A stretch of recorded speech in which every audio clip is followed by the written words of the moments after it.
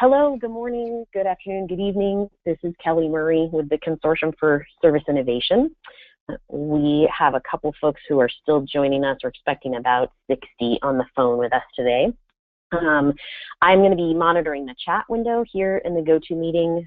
That's probably the best way to ask questions today. What else? I'm going to mute people as they come in, but you are welcome to unmute and ask a question if you like to do it that way. I want to do a quick overview of the consortium for people who might not be familiar. We're a not-for-profit industry association with about 50 member companies. We've got the list here. The work we do is driven by these members. So right now we currently have 5 areas of focus, which we can find here. We can start at the bottom here.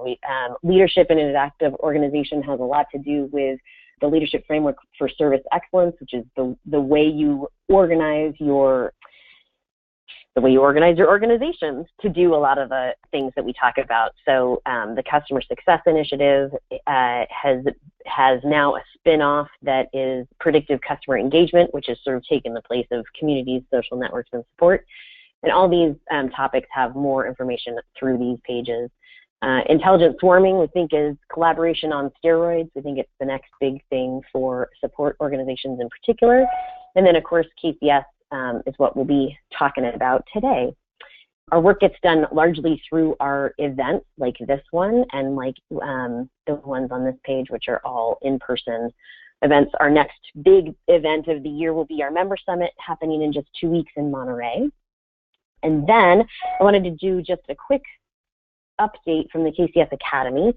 The Academy was formed by the consortium about 6 years ago at the request of our members. It's the place where we keep lots of KCS resources that are all right to use with attribution. This is a nice list of KCS resources over and above the practices guide.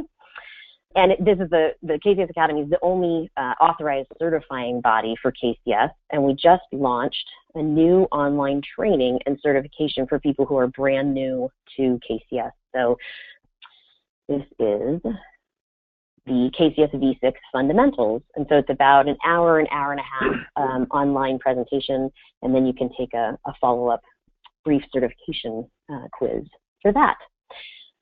So that being said, I will pass the ball over to Patrick McBride with Oracle, who's been with us in the consortium for a long time. How long have you been with us at consortium events, Patrick? Oh, I don't know. It seems like about 10 years, but I don't know exactly when I went to. Let me go ahead and. Okay, can you see that? There we go. Yep, that's perfect. Okay, all right. Okay, so as Kelly said, my name is Patrick McBride. I work at Oracle as product manager and strategist in our internal support tool area. And today I was going to talk about knowledge management goals. This thread came up on one of the LinkedIn forums. I think that's probably how most of you heard about it. Kristin Hunter from Sage had asked about goals and how people had figured out how to use goals in ways that were less likely to be gamed, and I had shared that we had put a lot of energy into this, and that was sort of the genesis of coming here after my LinkedIn email box filled up really fast. So I decided it would be easier to present that here than just respond to everybody. This is just safe harbor. I do want to say we are not talking about Oracle tools today necessarily. This is not an Oracle product that I'm talking about. It's our internal implementation of knowledge management within Oracle support. And a little bit about Oracle support in KCS. We have about 28,000 employees who are regular users of our support tools. Those include people from development and sales, but a lot of those, 14,000 of them, are actual support agents and managers.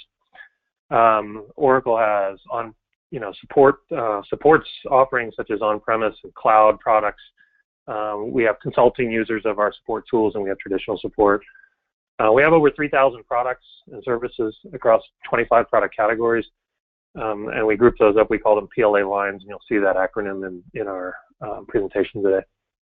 And we deal with issues spanning from requests, like a cloud customer might ask us to set up a printer, to questions on how to do things, and problems And we look to KCS and knowledge management to help our customers be successful with those and minimize the amount of time they have to come to people to ask those questions so they can get those answers quickly. And complexity, we have things that are 5-minute calls from somebody who's a waiter at a restaurant trying to get their screen to work, all the way to complex issues about, a website that takes 6 months to resolve, because it's a brand new product and they're working out some feature that there's a defect with. So a lot of complexity, a lot of variety of the types of things we support. Our knowledge base is huge. It has over 1.3 million documents. And so we have, with all of this size, and in fact, we have struggled over the years at times on how to goal people on this and how to drive the behaviors we want and not drive the behaviors that are just easy to measure. We do use the KCS solve evolve loop. If you're not familiar with this, the idea is that as you solve and interact with knowledge to answer customers' questions, you're capturing what you're learning, structuring it, and you're reusing that to solve future issues. And then on the evolve loop side, you're focused on how you optimize that by creating things like premium content, things like troubleshooting guides and FAQs, but also tuning your knowledge engine and communicating that to leadership and having goals. Now for us, when we talk about measuring, we really struggled on how and what to measure, because the things that are easiest to measure don't always paint the most vivid picture of what you want to measure. So when we talk about the solve and evolve loop, I'm going to start on the right with a capture, and we call our cases service requests at Oracle. And as we're working a service request, one of the things that we've looked at is the different ways that those service requests can end. So a lot of times those service requests, well, not a lot of times, sometimes those service requests end up being unresolved. And what happens there is a customer calls in, we start working for them, and for whatever reason, they just stop responding, and we call that a customer abandon. So we'll categorize those issues as unresolved.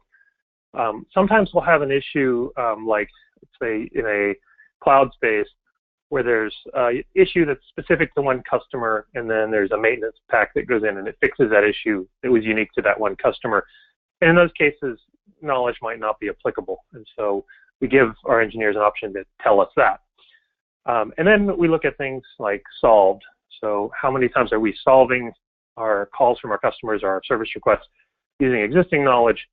And then of those kind of subcategories of those, how many times are we going off and making an improvement to that to make it easier to find versus just using it? And then lastly, how many times are we creating new knowledge for the benefit of people in the future? As part of the capture process, we also look at the process of taking that and making it externally visible and publishing it for our customers to read, as well as making improvements. So if somebody interacts with your knowledge and adds a comment to it, making a suggestion, we want to make sure those are captured and implemented as well. So that's our capture side. On the evolve side, so it's really kind of how do we turn this just repository into structured knowledge, not structured knowledge, but into an environment where customers can find it and are successful with it. And kind of broken this up into 4 chunks. One area, we call it internally non-just-in-time, which just simply means it wasn't created from a service request. I sometimes call it cultivated content. And by that I mean it's content that I created that may have taken a day or two to generate the document explaining how to use a feature or troubleshoot a problem. Usually I'm doing that because I'm seeing a lot of customer demand for that topic. We also look at just standard maintenance, like how are we doing just keeping our content current and updated, and so 2 and 3 relate to that. And then the 4th one is our customer success, and this looks at findability. When a customer's opening a document that you create, or when a customer's looking for an answer for something, are they finding the document you created for that purpose? A similar theme, search success. How many times are customers searching and not finding anything? So there's no content in the knowledge base for that. And that also dips into coverage a little bit. And then effectiveness, do they read it and then just keep going because it's not answering their questions? Now, one of the things that we think is foundational to the success of the metrics that we came up around the themes that I just talked about is customer-focused training programs. So we created an internal training program a few years ago, and we've retrained our entire support organization on the process and the best practices around knowledge management. But we didn't just focus on the how, we really built it around the why. If you listen to Simon Sinek talk, I like to echo a lot of things he says about the golden circle and the need to focus on why, because if you can get people to embrace why we do what we do, they really buy into the strategy. If you just simply focus on what you do, you end up with 1,000 rules to follow. So we trained our support team, we trained their managers, and we talk about that. And all of these themes, these metrics, then echo that why as part of the way we communicate them. And I think that's an essential part of how you leverage metrics.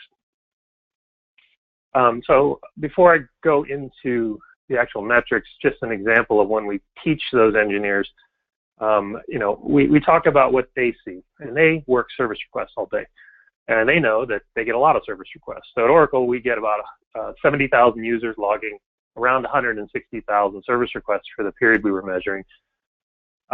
Twice as many, though, were actually readers of service requests. So while 70,000 log them, 140,000 read them, which means what you're doing and what you're communicating, it's really important to recognize your audiences beyond just those initial audience of 70,000. But then we bring in the knowledge base. We talk about how much more it's utilized. And this, by the way, is a gated knowledge base. So I think that makes these numbers even more impressive. That we have 250,000 distinct customers reading a total of 6.4 million documents in that same time period. We have 28,000 Oracle employees reading another 1.6 million documents. And when we look at the service requests and how the knowledge is used, over half of those service requests are identified as being solved by that knowledge, and they're solved 55% faster. So when you talk about this, when you talk about the impact you can have, it's pretty easy then to come in and explain, we're going to be measuring your contribution to knowledge, and this is why. And we're going to try to help you to see the influence you can have beyond just closing that one service request. Let's get into one more slide, and then I promise we'll get into the metrics. So this is how we close our service requests, and this is important because this is a central theme around our metrics. So I mentioned before, when you close a service request, you can say the customer stopped responding, and that's the first outcome.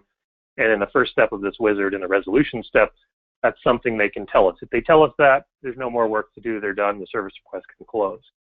If, however, it did reach resolution, then we have them complete what we call our Oracle Diagnostic Methodology tags, which essentially are a summary of the problem the customer came to us with, the cause of that problem and the solution, as well as the evidence that supports that.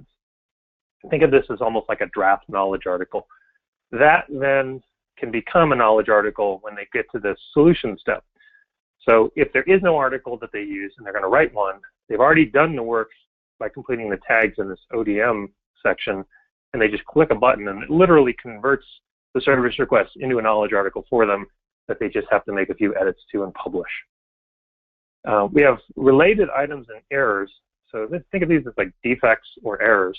And so if we find in the body of the service request a reference to a bug or a reference to an error, we'll auto-detect that and we'll present that back to the service request owner as they're closing it. We'll say, what was the relevancy of these? And they simply tell us, this bug actually was the solution, or this error represents the problem. And that's important because then when they get to this final step and they say, hey, this knowledge document, they click the little radio button to say solved, we then link it and we make recommendations to them to make it really easy to improve that content. So add this bug, it's in the service request, it's not in the document. We also try to take away the temptation, we try to take away the temptation of people to link things that aren't valid. So you can see this solved link, it doesn't allow you to click that. So we give our teams the ability to say, hey, there's some diagnostic tools, those shouldn't be linked to solutions. So we've baked into the process our engineers follow a really easy method to close and do the right thing and tell us a solution. We've taken away one of the big challenges that we used to talk about at these consortium meetings all the time of how do we get people to link by just doing it for them and then just saying, okay, here's all the stuff you used, tell me what's important. Another thing they can do is say nothing was learned. And when they say nothing was learned, then there's nothing to do as well. So again, the four outcomes are, it was not resolved, it was resolved, and nothing was learned, or something existing was used, or we're going to write an article. And that's going to be evidence here in the metrics section that we're going to talk about in a second. Our audiences for our metrics are diverse. We have metrics that we target to executives. We target a group we call our KM champions or group leads, and these are the people that own the knowledge success around a feature. So their perspective is, how do we make sure KM is successful, let's say for a database or our applications products. We target by location, so maybe we have a location in India and one in Utah, and that Utah is a new one. We want to look by location to make sure we're successful by location. Then we give managers data to help them with the team that they're managing as well as the individuals on the team. Now, a central theme in how we deliver this is we've kind of borrowed from the best practices how to create sticky technology. I think a great example of this is the recent IPO of Snapchat, which had an incredible valuation. And when you start thinking about why they're valued so much, one of the reasons is Snapchat has embraced these three concepts that I have on the screen: motivation, trigger, and easy to act, right? The motivation for Snapchat is those little messages that pop up, but also the fact that your chat disappears in 24 hours. They have something called streams, which encourage you to continue to talk on a regular basis to people that you're talking to by giving you a running tally of how frequently you've done it. So those together are creating that motivation and those triggers, and it's super easy to act, to take an action. And those are three concepts that we really wanted to make part of our metrics, and I'll show you those now. So the first level of metrics that we come up with are for executives, and this is important when we talk about motivation. So we've grouped our metrics here. This is just a mock-up, not the actual metrics, but into our product categories, five top-level product categories. And we then present to them a series of top-level metrics that represent the themes that were really important to us for knowledge success. So as an example, KM-eligible service requests. These represent service requests that we did reach a resolution, and we decided that there was new or existing knowledge that was appropriate. And so we want to make sure that this is a reasonable number. I think our goal right now is at least 60% of the work meets that description. And so if you're over here in cloud and in this mock-up, it says 38%, you can see that they're improving, but they're only at 38%. That tells you that a lot of the work that's being done in that group is unresolved, or it was deemed as not having knowledge being appropriate. And if that's happening, it's a call to action to investigate why that's happening, understand it, and to take appropriate action and build a plan to fix that. And so the goal is to say, if this is the case, then investigate. In the past, we used to ignore all of these issues because we said, hey, those aren't eligible, let's not pay any attention. But I think to Kristin's original question, people started to game it. People started to realize if I simply say everything's unresolved and I write 2 articles, the percentage looks really awesome because 2 out of 5 is, 40%. But the reality is that's not great. So by showing the total census and identifying when things aren't reaching a conclusion where you can share, that becomes an opportunity. I'm going to show you a little bit later in how we present this to managers, how we actually call out the areas of opportunity a manager has on their team and allow them to fix that. And then we have a number of other metrics I'll go into more detail on the next slide. So this is our dashboard we put together. It's an action-oriented dashboard, and this dashboard was created for our KM champions and our PLA leads, and those are the people that own this knowledge success in their area. So you can see on the top section of this page, PLA line is kind of that product category, and then as you get progressively lower, it gets down all the way to feature. And so they'll run it at whatever level they're responsible for, and they'll see their numbers. And along these top tiles in here, the first tile represents that cultivated content. Are we investing in premium content? And this goal or this color in the background indicates that yes, they are for the selection that we've made. The goal is actually tied, or the coloring is tied to a combination of how many families we've chosen, as well as the number of months. So if you have 2 families and 3 months, then we're expecting at least 6 new premium content creations. And the goal here is just to make sure we're continuing to invest. It's not saying that we should create hundreds and hundreds of these just to have them, but we want to see an ongoing investment in premium content, because we find that that tends to be where a lot of the true value comes to our customers in the complex areas that we serve. The next three metrics represent what happens at the conclusion of those service requests. So KM eligible, I talked about that on the previous slide. In this case, 56% of their work was KM eligible. So they might want to look at this and understand, why is 44% of what we do either unresolved or deemed to be not worthy of sharing? That seems like a real opportunity. Then we look at what percentage of our service requests are actually generating new knowledge, right? In this case, they're 29%, so that's great. And then the last one is when we're generating a link to an existing article that solves it, how often are we making updates to improve that document? And our goal here is we want to see at least 20% of the time. So 1 in 5 times you use a document, the idea is that you're looking critically at the service request and how you interact with the customer and saying, the customer presented to me with this presentation, but the document talks about it from a different presentation or doesn't have the errors or the symptoms in it. And so the goal with this is to see an ongoing improvement, an ongoing investment in the creation of comments or updates to incorporate new concepts into the document. The next metric we look at is a metric we call just-in-time backlog, and we also have a comment backlog.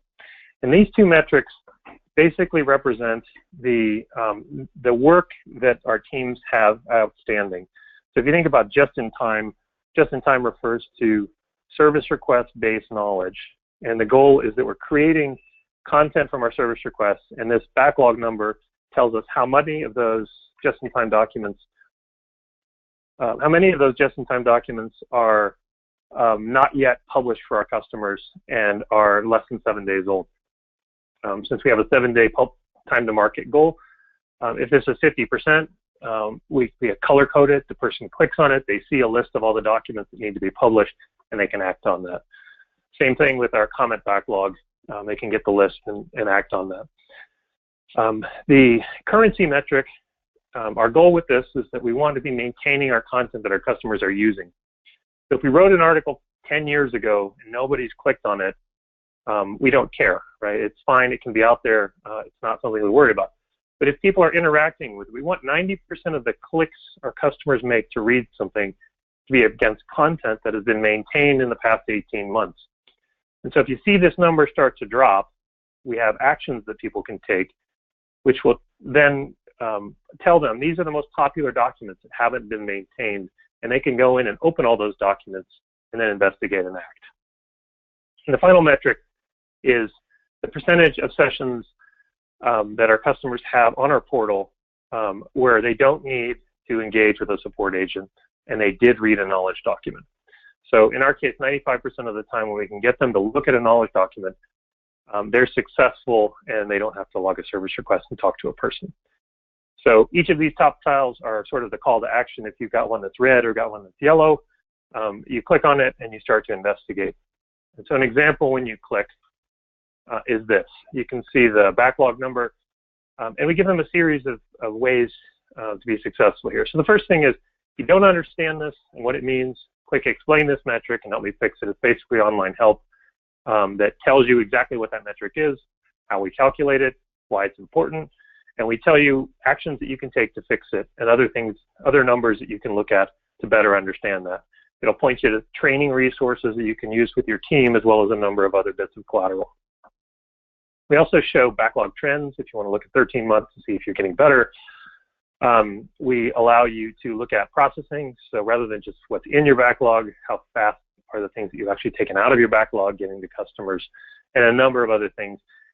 Importantly, I mentioned, we have location-based reporting, so we can look by support center and actually report out. Our support centers are successful in Orlando and in Romania, but we're struggling in Colorado and India, for example. I mentioned training. So when you click on that training link, if you don't understand the metric, you're given a couple of options. You can go to a training video where we've recorded a video explaining this entire dashboard. We've also have online help, which, as I mentioned before, will tell you exactly the types of things you can do to investigate and fix. Drill downs. So here's a couple examples of the drill downs that I had mentioned previously, location-based. So we can see here in this example, Colorado Springs is at 67%. Romania is at 93%.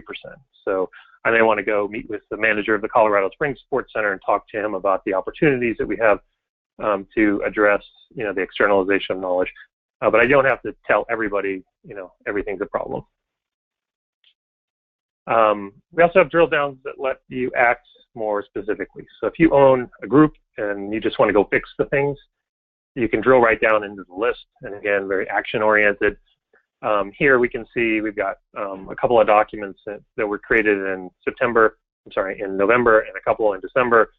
They're in a review-ready state, which means they're ready to be published, but they haven't been published yet. So you can just go open this 111-day-old document, read it, and if you're comfortable, you can go ahead and publish it. And so you can just go ahead and fix the problems right from the screen, as opposed to saying a number and then trying to figure out what of the 100 or so reports we have out there you should use to fix that. We also give, below those tiles that I showed a minute ago, we give a fairly intense, when you first look at it, set of horizontal views around some metric themes. So here you can see for non-just-in-time documents and for capturing and improving in just-in-time, we repeat those metrics from the first section, so you can quickly scan and find what you're looking for. But then we give you a whole bunch of additional perspectives. We used to use the radar chart, which I think is still the way that most of the consortium, they talk about presenting this. But we found that people, the radar chart didn't always resonate with the people that were charged with acting. They would see it, and it would be the spider web look, and they weren't 100% clear on exactly what do I do and what do I see and how do I fix it.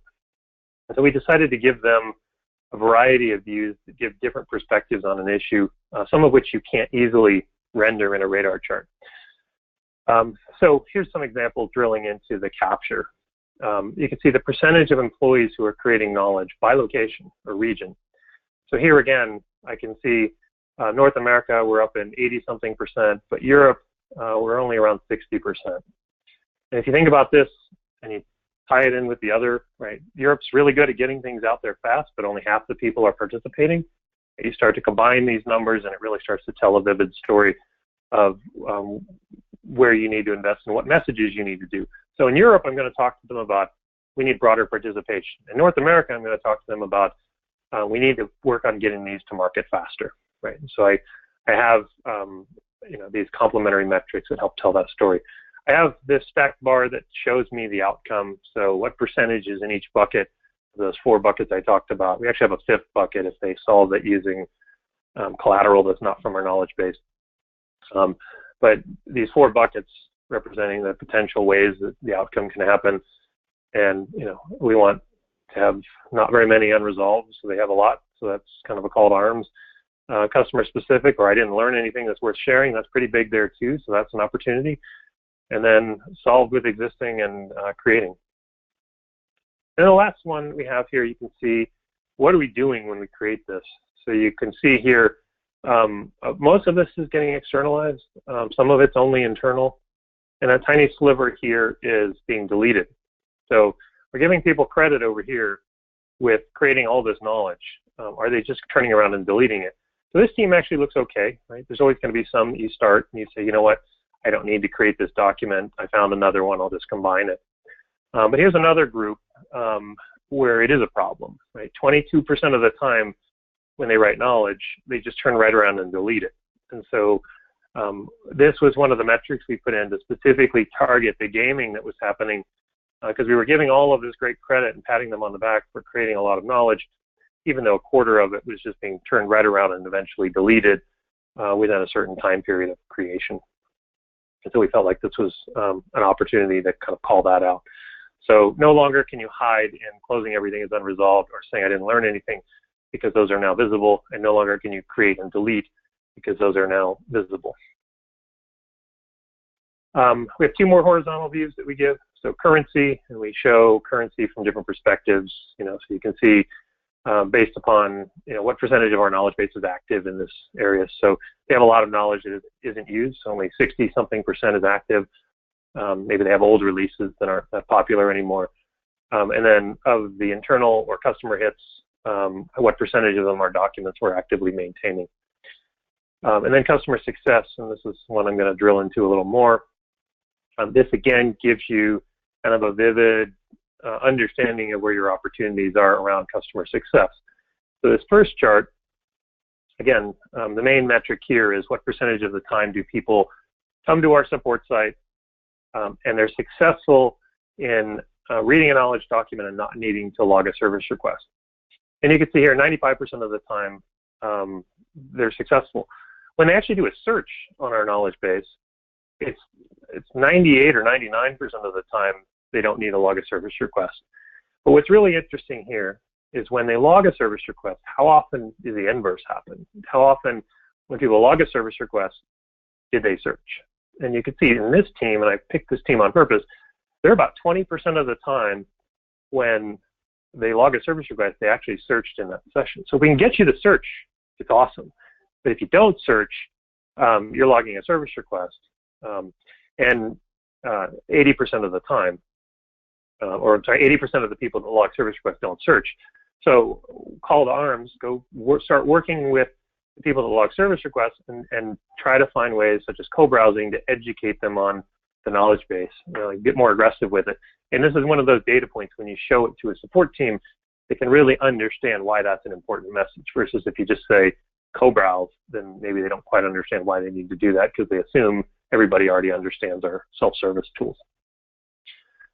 You can also see, in this case, the percentage of searches that don't have results. In this case, it's a pretty big number. Our average is closer to 8%. And so when you see 20%, that's an opportunity to understand why. And they can drill into this and start looking at all the search phrases that customers are executing without results and try to understand that. Another number on here that we felt was really compelling, and again is actionable, is this 4.7. What is the average position when somebody opens a document in the search results? Now, if you can imagine being the 5th result on Google, it's not anywhere near as good as being the first result, right, in terms of click rates, especially for our search page. But once you get to be about the 5th or 6th result, somebody has to scroll to see the result, and that's a problem. So when you see a number that's close to 5, we want people to start asking questions about why that is. And when they click on this number, they're given a drill down page that tells them the average number of hits that are on either page 2. We show 10 results on the first page, so page 11, or result number 11 and higher. And so you can see 4.5% of this hidden group is in that place, but 33% of this top line group is in the 5th position or higher. That means 1 out of every 3 clicks that people have to scroll, and that's a real opportunity. Specific documents then are listed to say, of these, which of the individual documents are the ones that are most problematic. And you can see here that 16% of the time this document is opened, it's on page 2, and over 50% of the time they have to scroll to find it. And it got 67 hits in the month that we looked at. So there's an opportunity for them to dig into that and find out, and we give them another click, right? They can click right in on that 67, get a page and see all the search phrases, the position in the results when they use that search phrase, the number of customers who use that search phrase, how many. You can look at this for, and you can drill into that and say, I want to execute that search and see what it looks like, or look at all the other documents people read when they searched on this. And you can really get to an action. You can start to say, when people read this document, they read all these other documents too, and it's a confusing experience when they have the question that this search phrase suggests they have. How can I optimize that experience? Okay. And so we take it all the way to action. This is representative of all the metrics on the dashboard. We tried to think it all the way through to an action and make it an architected action so that people didn't have to contemplate what to do. We gave it to them in a flow. So that was sorry, Patrick, I have a question. Can we go back to that one? There you go. Impact of search and KM on SR submit, that graph, that first graph. Monique has a question about what do you count as a view or a search on customer success? Is it just any view or page depth, time spent on the page? How are you calling that a successful search? Okay, so we have two things. So there's a KM session is a session, and I probably should have explained this. KM session is a session where a knowledge document was viewed. And in our portal, when you log a service request, a lot of times we're presenting a knowledge document along the way. So you can imagine saying, how do I do X? One of the steps in the flow is here's a knowledge document that we think is similar to your question, and you can look at that, and that's considered then a knowledge session. So if you then submit that service request, you were saying we're kind of most of those service requests then are considered knowledge sessions too. A search session, however, is somebody who went up to our search bar and typed in a phrase and tried to find an answer before they chose the service request route. And that simply means they executed a search against our knowledge base. It doesn't count whether they've found something. So again, that's why we present a multitude of metrics. So this is what percentage of search sessions did we have that didn't have a service request. But over here, what percentage of the individual searches had no results kind of gives the rest of the answer to that question.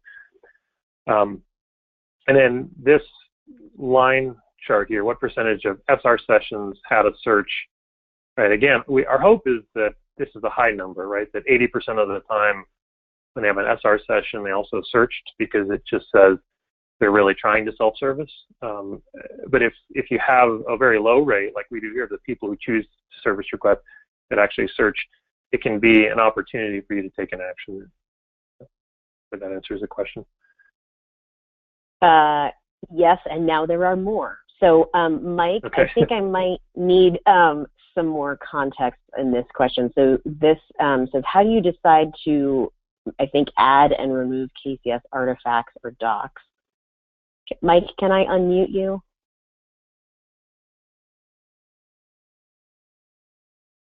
Let me see if I can. Mike, I've unmuted you now. If maybe you can get a little bit more detail about what your question is. Cool. And we can hear you. Okay, great. So my question has to do with how do you decide that content is no longer relevant or, in essence, can actually mess with some of these customer success results and then remove it or in some way deprecate it or something along those lines? So we have an agent that runs in the background on our knowledge base that looks for knowledge that customers aren't using. And based on a variety of criteria, including usage, age, whether or not it's been helped in a service request, they move into an archive state, and then you can choose to search the archive, and customers who have very old product releases learn that that's what they need to do based upon finding things in the regular knowledge base. And well, if you execute a search and there's nothing there, we'll automatically turn the archive on for you. So we try to take some of the noise out, so that way, if you're asking how to set up a sales rep and we have a document that was written 15 years ago, probably not that applicable today. And so we'll push that off into the archive and get it out of the way for people. So we don't have to spend a lot of time managing what knowledge is out there. We do, however, in terms of this, right, average position and search results, this will turn up if you see, that the average position of this document is pretty high. And what you'll find when you click and you look at that is when people are searching on this, there's 22 documents that are being returned, and they're going through all of those documents trying to find the right answer. And that then is an opportunity for you to say, hey, if they're going to page 2 and they're reading 22 documents, trying to get an answer to this question, what do I want the answer to be when somebody says, let me go to that screen, recompiling invalid object, right? What do I want them to see? How do I want that experience to feel? What can I do to make that better? And we use the Oracle Knowledge product, ECP Inquira, and so you can create a number of things. You can create concepts that better render the search based upon the phrases that people are using. You can create recommended results when people put in searching phrases, Or you can just go out there and say, hey, we got 11 documents that all sound kind of the same. Let me work on that. I can consolidate, I can improve, I can do something.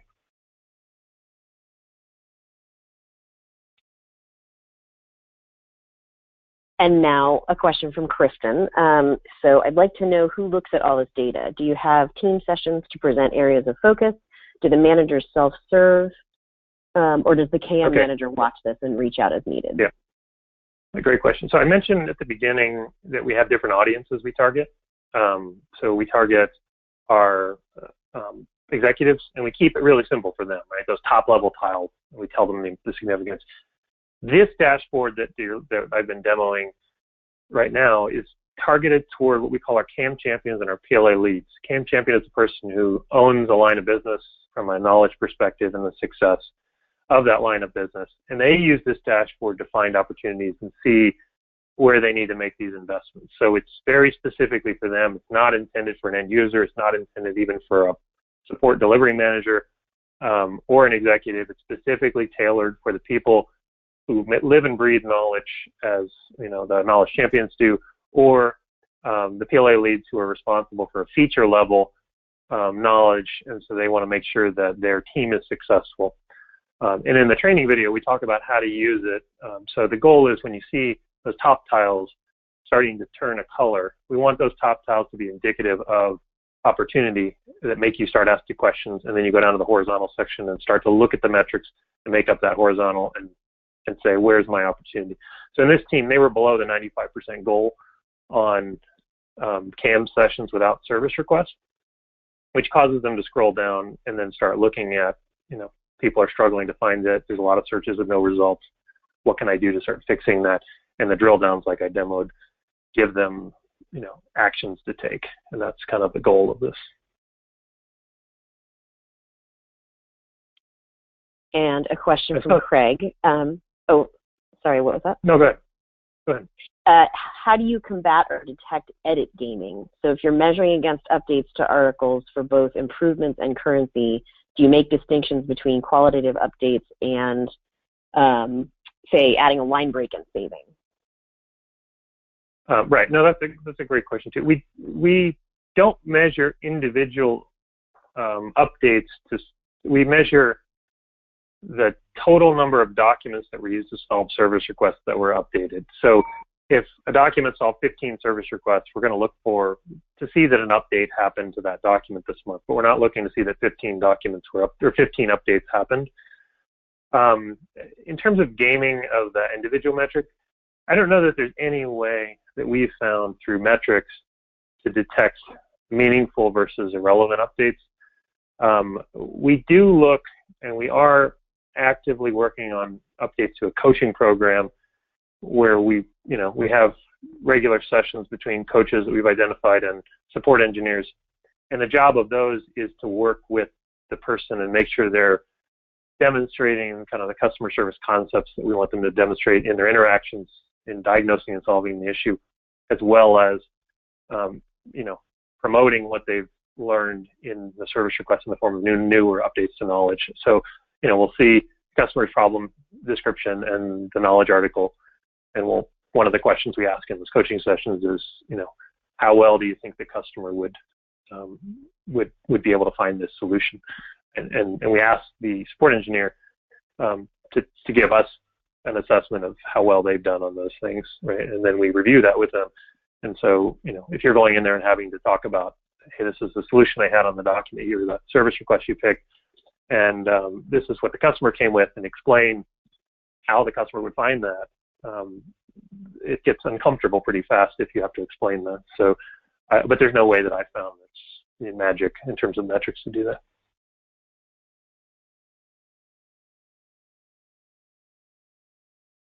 Okay, so you should carry on. We have about 15 minutes left. We have three more questions in the chat right now. So up to you. Do you want to do questions now? Or you want to keep going on your slides? Let me quickly do these last few slides, and then we'll just loop back to the questions. So, perfect. Kristin had asked about who uses this. And we don't expect our managers to use the dashboard I showed you a minute ago, right? It's too much information It's an appropriate amount if your entire goal is to say, I want to find opportunities and invest in fixing because they saw an opportunity. But from a frontline support manager who's got a bunch of support engineers who are on the phone with customers all day, helping them solve their problems, we need a different, more targeted set of metrics for them, and very action-oriented to what they're doing on a daily basis. So the managers have a dashboard like the one I had up a minute ago, and the goal here is, again, it has to be action-oriented. And so on here, we call things out same color, right? Yellow, green, and red. And in here, we have metrics that we've picked, a subset of the ones from the previous. So what percentage of the work in your team is unresolved? What percent is customer specific? Customer specific is basically learning wouldn't benefit anybody else, as I mentioned before. What percentage of service requests are resulting in knowledge being created? How many documents in your backlog exceed the 7-day goal? Because again, that action-oriented concept, we don't need to tell you you have 52 documents that are waiting to be published if they're all within goal. Same thing with comments. And then we give a little different slice. These are participation metrics. So maybe you're at 3.2%, but only 56% of your team is engaged in writing knowledge. This is a 60-day look back. So over the last 60 days, only 56% of this team has written a knowledge article, and 73% of them has made some sort of improvement to a knowledge article. This last one has to do with automation, so I'm going to skip that. And so these tell the story of, again, the call to action. I have an opportunity. But then what do you do with this? Well, if I see this customer specific is high, it's in the risk range, I click on it. I'm taken to a page like the one you see here. From this page, if I don't know what to do, we have, again, training videos and things to help them, as well as some guidance on the page. But the goal here is to say, and we order these based upon what percentage of the work is KM eligible, meaning it was resolved and there was something learned, or existing learning was used. And so you can see here, I'm at 58% for my team, but I have a few people who are really low. 9% of this person's work is actually reaching a state where they can even link an article and improve it or write a new one. And so if that's the case, what do I need to do? I don't need to get my team together and talk about the fact that we're 58% and we're supposed to be at 60. I need to contact this first person and have a conversation with them about the proper use of this categorization when they close their work. Okay, and that's what we really wanted to do, was take a more targeted approach to feedback, not kind of the everybody needs to do everything better.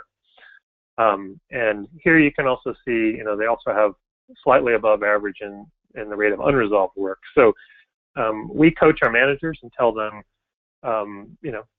flip the script. Don't come back and tell them you did this wrong and that wrong and this wrong.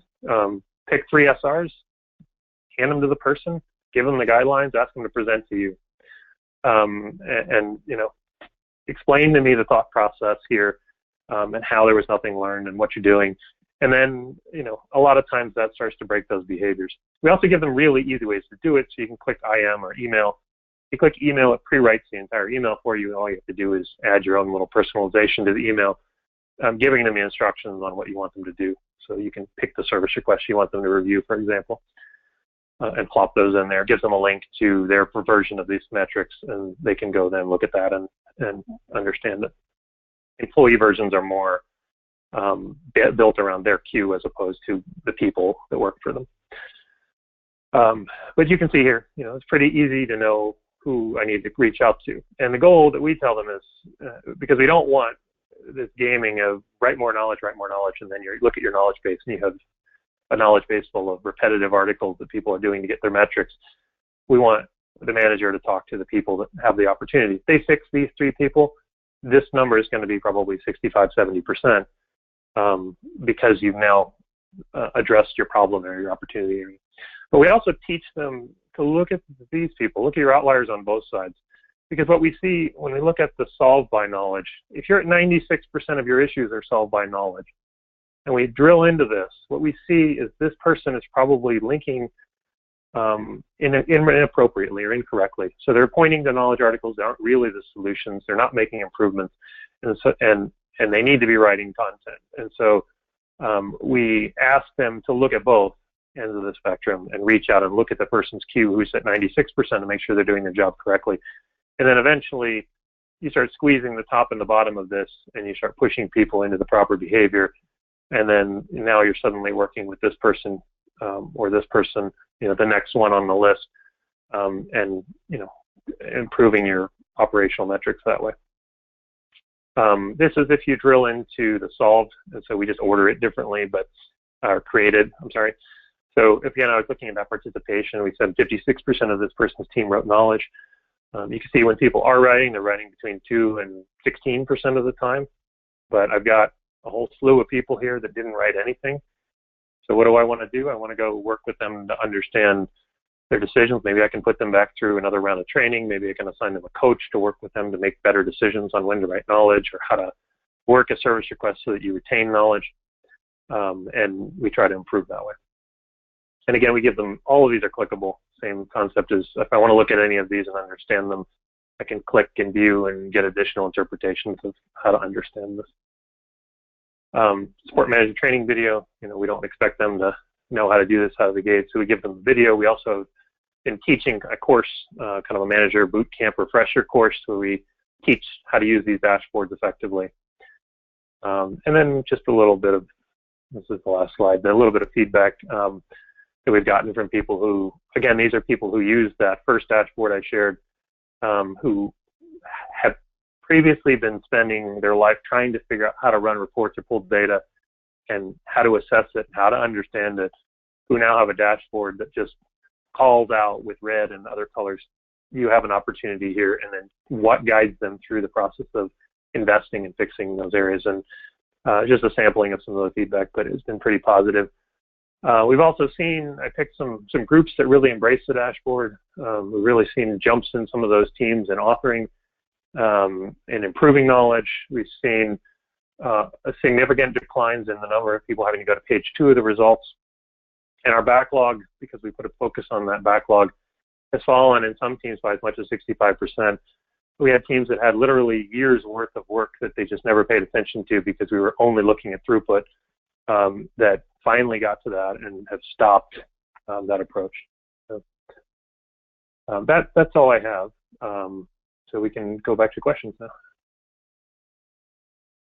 Excellent. Thank you so much. So Sabrina asks, speaking of deletion, do you place limitations on the number of articles that are created and maintained, or is it 100% demand driven?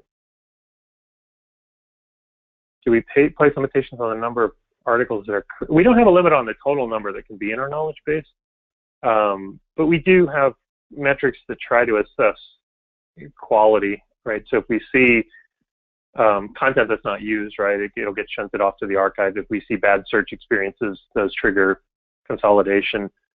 We do have coaching, and the purpose of the coaching is to identify where low quality articles are being written.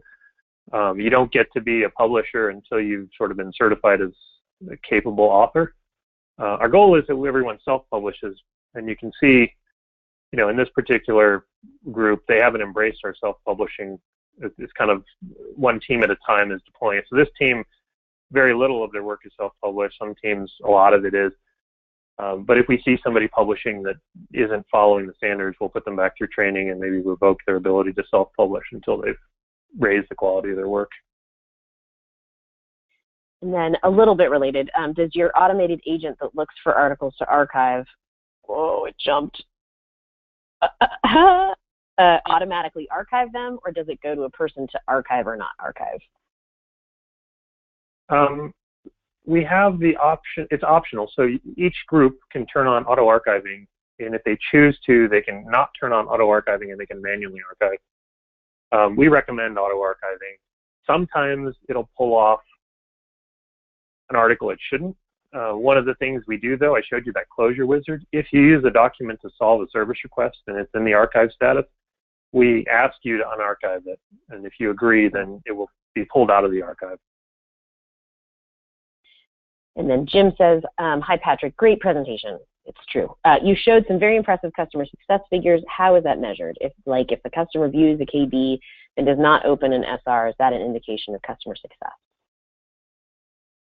So I think the key with metrics is consistency in how you measure them, right? I mean, the reality when we look at our our percentage of sessions with or without a service request is, we've done studies where we've looked at individual customer behaviors over the course of many sessions, and because we have complex issues, we'll see the customer searching, all day, one day, and then a little bit into the next day, and then they go to lunch and they come back and they log in again and they log a service request. So you have that noise in there. But if you're consistent and you always measure the same way, the noise, as long as you understand what's happening, you can use the same measure, to establish patterns over time. So I certainly think, is it true that 99% of the time customers who search don't need a service request? It is in a session, but it's probably not true if we were to normalize it across problems. As of yet, right now, we have no way of knowing over the course of 2 or 3 or 4 sessions whether they're researching the same problem or different problems. So we use the metric that we have, and it helps to identify opportunities. So you just have to set your goals accordingly. And then Ingrid asks, what's your sampling size of coaches review for coaching? So I think that's maybe each coaching session. What did they sample? Not sure about that. We don't always micromanage, right? So if a team has confidence that after 2 or 3 service requests, they feel confident that the person is demonstrating basic skills, that's good. We are looking at trying to embrace more of an ongoing review model. That hasn't always been the case. We do have managers who are supposed to be providing that feedback. We don't always feel we get the same level of consistency as the people who are trained to coach. And so we're looking at how do we ensure that we have kind of an ongoing reinforcement model of good use of the knowledge base, good decision making, things like that. That's an area I would say we're not as good as I'd like to be. I think we do okay, but I think there's definitely room for improvement there. So we're almost to the top of the hour. Do you have a couple minutes to answer a couple more questions? We have several more here okay. And I think Greg wanted to say hello, maybe wrap us up a little bit for those that need to drop at the top of the hour. Yeah, hi Patrick, this is Greg Oxton. I work with Kelly on the consortium staff, as you know, but others on the phone might not. So first of all, I wanted to say thanks for doing this. It's having had some exposure to Oracle's journey. It's probably has it been almost 20 years that Oracle's been pursuing, 15 to 20 years, the KCS methodology? Something like that. I wasn't there for all of them. So. Yeah, so it's been a long time. So I just wanted to say to folks on the phone who might be overwhelmed by what you've just presented, that I think this is perhaps the most mature set of dashboards and measures I've seen. And it is the result of many years of experience and many iterations, I think, as well. But thank you again for presenting it. The one thing I wanted to point out is what you started with. You can have the best measures in the world, but if people don't understand the context in which those measures are meaningful, which is what you called your why training, I think that's critical. I think even people who don't have this kind of sophisticated dashboard or measurements, even if you start with very simple measurements, which we try and outline in the practices guide as places to start, they still aren't effective if people don't understand why. And this is one of the reasons in the KCS version 6 practices guide, and that we created the core principle of work tasks in the context of the big picture, which is one of the key concepts in a double loop system. And I think, I just wanted to reemphasize that while people might not be able to do this level of sophistication in measures, you can always improve the understanding that people have of the whole system. If people understand if people understand the evolve loop, they're much more likely to do the solve loop in a way that creates value. And I think that's something everybody can work on. And the organizations I've worked with, they all could improve on helping the agents and engineers understand why we're doing this. And then a lot of the measurement challenges start to take care of themselves.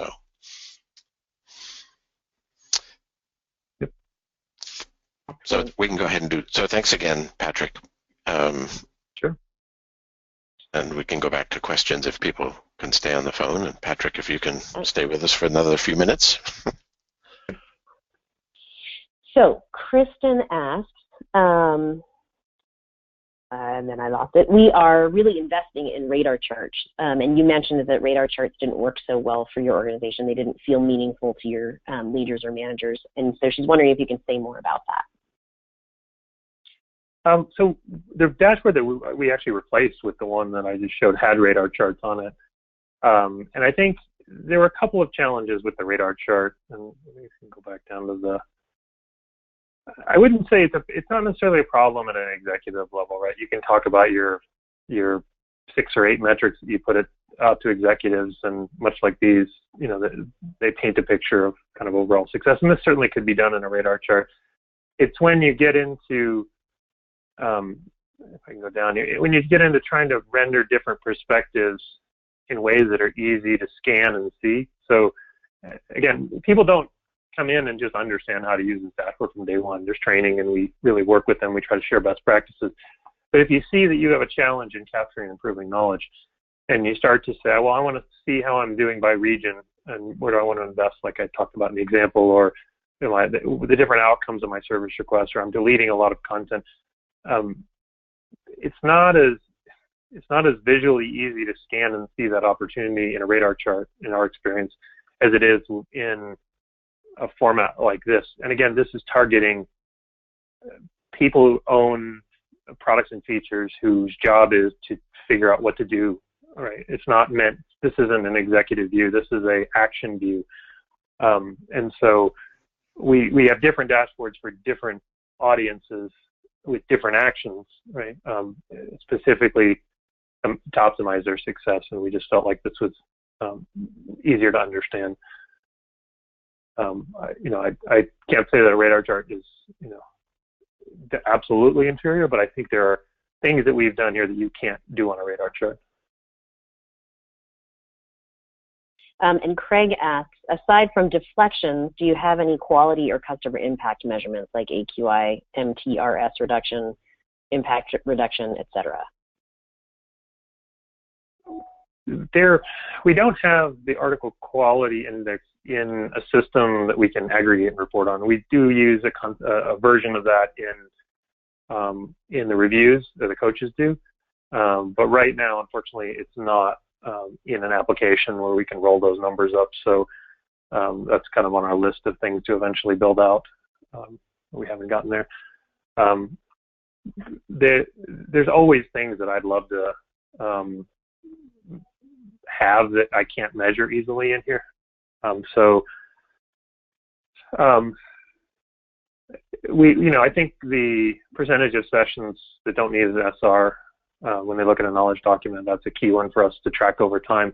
I didn't mention transactional surveys, but overall, how satisfied are people with our overall knowledge base? How many surveys are we getting, and are we seeing an improvement? And these are kind of long-term metrics that you look at. So over the course of a year or two, do we see an ongoing improvement in people's satisfaction with the knowledge base, or their success in a session where they report to us that they found the answer they were looking for? So those types of things make their way into the dashboard when we can easily count them. But again, I think I mentioned before, there's always limits in metrics and what you can do with them. Yeah. And Sylvia asks, I understand your process is to create the article if needed at case closure. I'm interested if the agents are encouraged to already start capturing relevant notes earlier in the SR process, so they're capturing in the workflow. Yeah, so I mentioned it's called Oracle Diagnostic Methodology, and basically it's a structure in the service request. When you open the service request, we have a section that you can fill out that says, my understanding of the customer's problem is this. It begins with the customer statement, and then you append to that as you gather more information and put citations into supporting evidence, causes and solutions. So that is essentially a draft knowledge article that you're working. And literally, when you close that service request, if you want to turn it into an article, you just push a button. It gives you a document ID saying we've converted it into a knowledge article. You get an email saying you've got a new item in your queue to finish. And you can write at that moment, go ahead and complete it. We certainly allow people to create, in the workflow if they're not closing it. think more and more in the cloud world, this is a reality of, I need to write an article. I'm not going to close the service request because we're not going to close it until we've implemented a solution. But we want customers who are experiencing that same problem to be aware of it. And so some of this is pulled forward, and they have to manually create it, not in the Closure Wizard, but as part of a action off of a service request. And then Jeremy asks, how do you identify which content to make premium? Well, premium for us just simply means it's a troubleshooting guide or a FAQ or a white paper. I think we use triggers. How many times do we have service requests coming in for those topics? Or the trigger that I showed before, you're going in and seeing the average position in search results is really low, and you start investigating and you realize there's 18 different things out there on that topic. And so your action then is to go through and figure out what would I want this experience to be. And maybe that's, combining some of that content. Maybe that's creating, some sort of diagnostic tool or troubleshooting guide or something that we would call premium content that customers can use to solve that problem in the future. And I think we made it to the last question here, which is, which are the options to recognize the top knowledge base contributors? So that's one of the ones that gets kind of into the gaming scenario when you start individual recognition. We show that to the manager, right? We show who's creating the most knowledge from their service request, and we look to the manager to call out and recognize people. But we also look to the manager to have some awareness of the quality of that content. So it's really driven down at the manager level as opposed to the program level, because when you drive it at the program level, you don't have the familiarity to know whether they're creating 800 documents with a comma in them that they added, or they're actually doing substantive, meaningful updates. So we kind of delegate that down.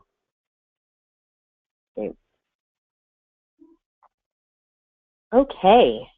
Thanks everyone for hanging out on the phone. Thanks so much to Patrick. This is a lot. You've done a lot of work. Well, that's why I didn't want to answer it in the thread on LinkedIn. Yeah, it's a little too much. It would be a lot to put in that thread. Yeah.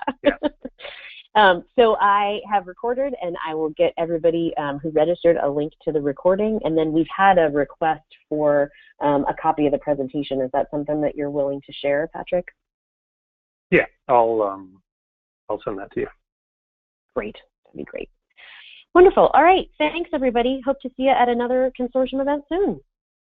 We'll talk to you later. Thanks, Patrick. Bye-bye. Bye.